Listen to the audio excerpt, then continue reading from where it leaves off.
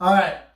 So another question came up today that I think is vitally important that we get you as many answers as we can give you, because the more you know about your back pain, the more likely you are to eliminate it. But this question is, why does walking up and down stairs make my back pain worse? And it's not just walking up and down stairs. It tends to be walking on uneven surfaces.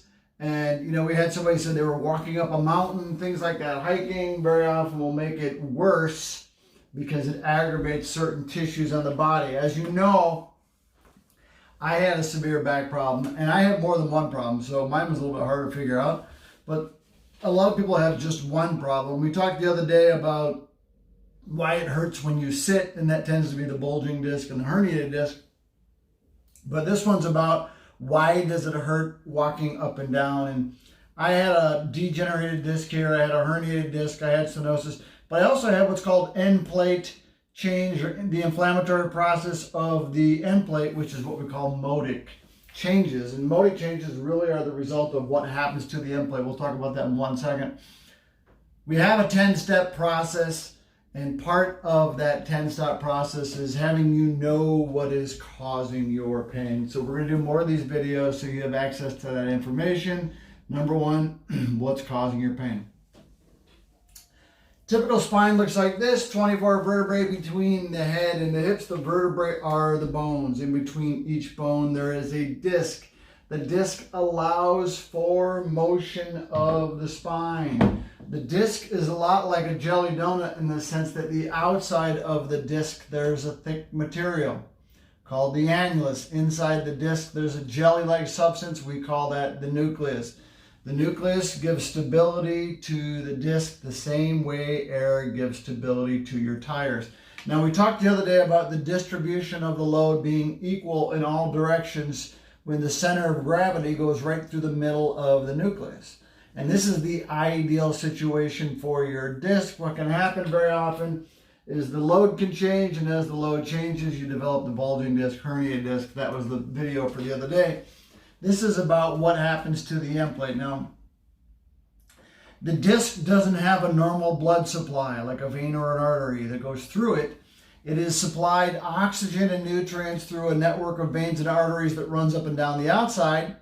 And also there's a network of arteries that runs through the inside of the vertebrae that supplies the oxygen and nutrients across the end plate of the vertebrae. Now, the end plate, there's a cartilage there that allows for the flow of oxygen and nutrients.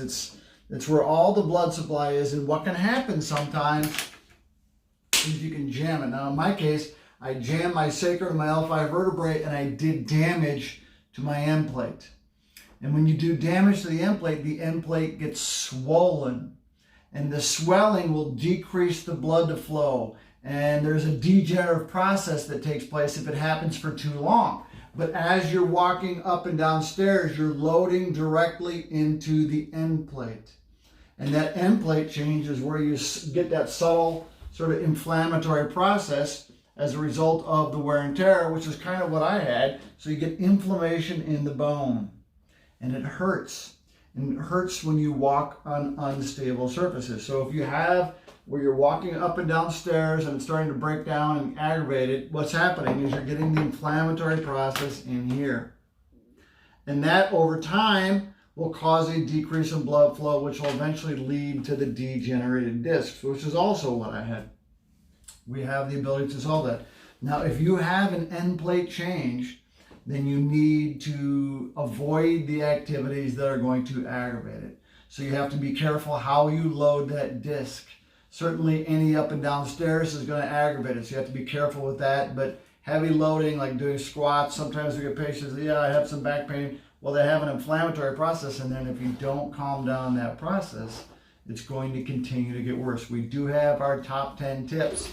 We'll put a link right here for the top 10 tips. If you have the inflammatory process, we also have the SPMs that are very good for decreasing the inflammation.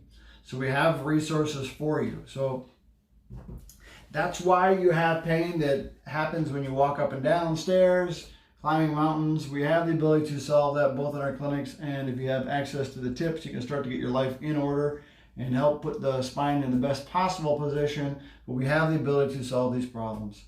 So if you'd like to come in, give us a call. I want you to like the video, subscribe, share. Any comments or questions you have, put them on there as well. 844-577-7329. Give us a call.